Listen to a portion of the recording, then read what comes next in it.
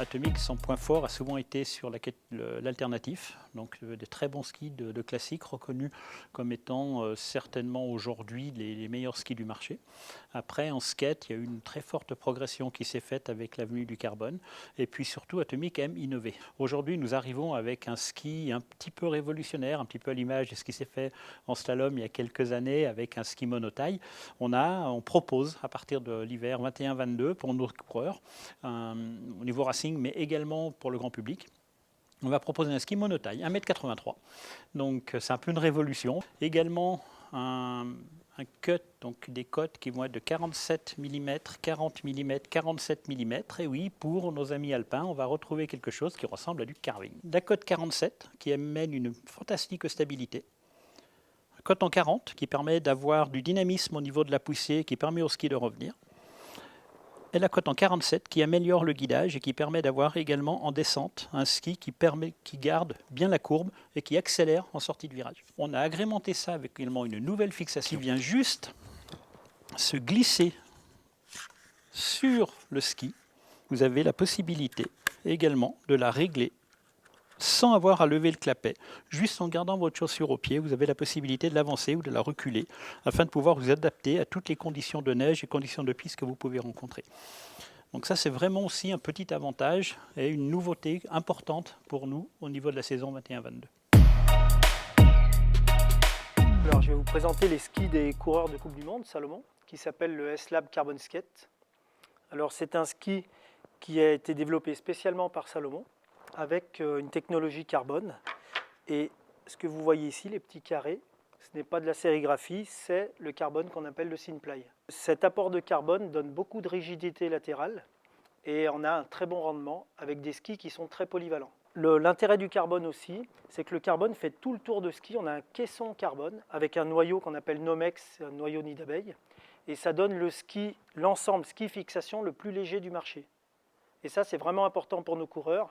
La légèreté, c'est de plus en plus un facteur de performance. En nordique, ce qui est vraiment important, c'est d'avoir le bon ski pour la bonne personne.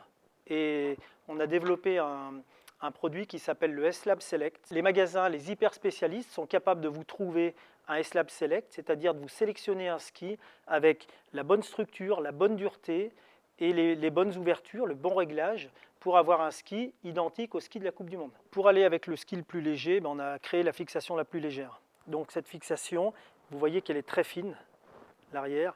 Elle est limitée à son strict minimum.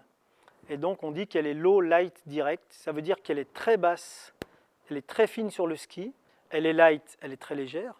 Et elle est directe parce qu'elle transmet directement la force du skieur sur le ski. Le Speedmax, c'est notre ski Coupe du Monde qui est utilisé donc, par nos coureurs. Le point fort chez Fischer, je dirais que c'est vraiment l'ensemble, la construction du ski en elle-même qui est vraiment différente de ce qui se fait ailleurs.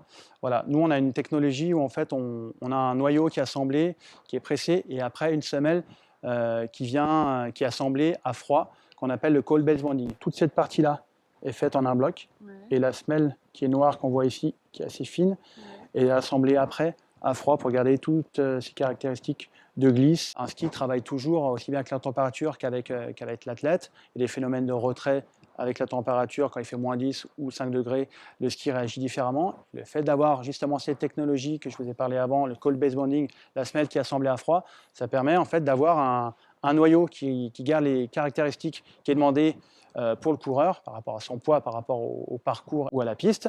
Ce qui est important, une fois qu'on a choisi la bonne marque, c'est d'avoir le ski qui est adapté à son poids et à sa façon de skier. C'est pour ça que sur un ski compétition, on a énormément de constructions et de réglages qui sont possibles pour satisfaire l'athlète au maximum.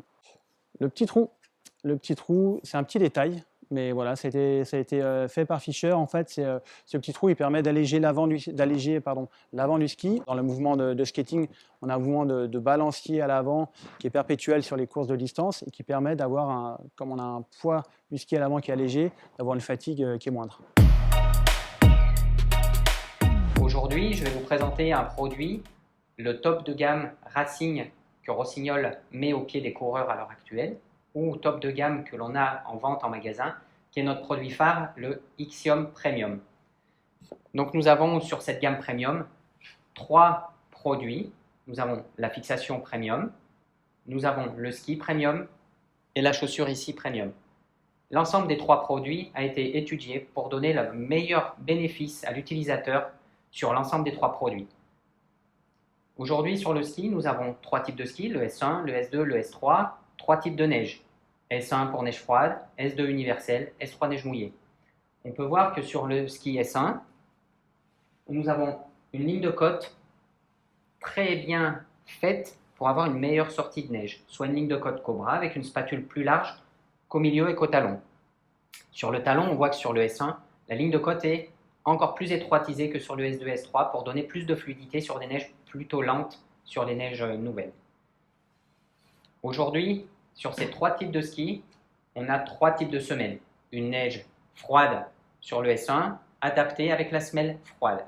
Une semelle universelle sur le S2, qui est notre ski universel, et une semelle blanche, plutôt mouillée, destinée au S3. Alors aujourd'hui, le produit que je vais vous présenter, c'est le bâton qui est utilisé justement à haut niveau, donc par les athlètes des équipes de France.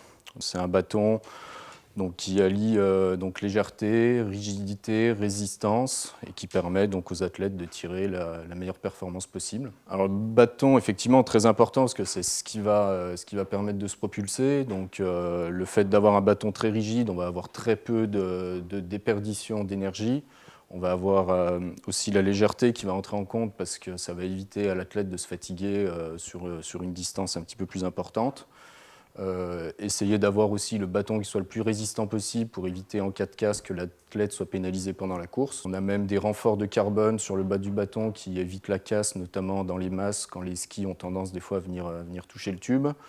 Au-delà de ça, c'est des technologies de carbone qui sont d'hyper haute qualité avec des tressages très fins qui permettent justement de faire des qualités de carbone un petit peu plus supérieures à la moyenne qu'on trouve dans les bâtons du commerce. Et ensuite, au niveau de l'accessorisation, donc tout ce qui est poignée, dragonne, panier, avec éventuellement une poignée avec une dragonne qui peut s'enlever, qui peut des fois être très agréable en biathlon quand on arrive sur le pas de tir. Une poignée qui est également en carbone aussi pour avoir vraiment le maximum de transfert de puissance, tant au niveau du haut du bâton que du bas.